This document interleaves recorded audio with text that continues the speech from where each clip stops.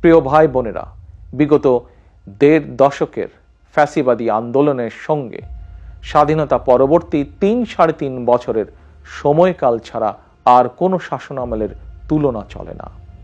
সুতরাং আমি সবাইকে বিনীতভাবে আহ্বান জানাবো, হিটলারের নাৎসিবাদ সম্পর্কে যেমন কেউ গৌরব করে না, পলাতক ফ্যাসিস্ট এর শাসনকাল নিয়েও গৌরব করার কিছুই নেই।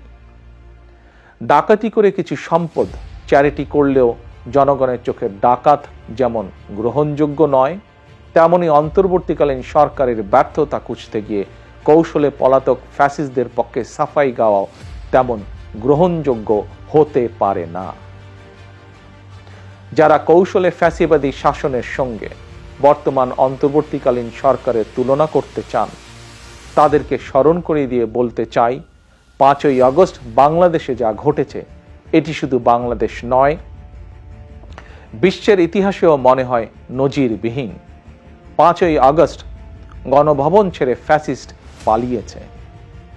সংসদ ভবন রেখে তথাকথিত সাংসদ পালিয়েছে। আদালত ছেড়ে প্রধান বিচারপতি পালিয়েছে। বায়তুল মোকাররম ছেড়ে প্রধান খতিব পালিয়েছে। ক্যাবিনেট ছেড়ে মন্ত্রীরা পালিয়েছে। ফ্যাসিস্টের দোসররা গা ঢাকা দিয়েছে।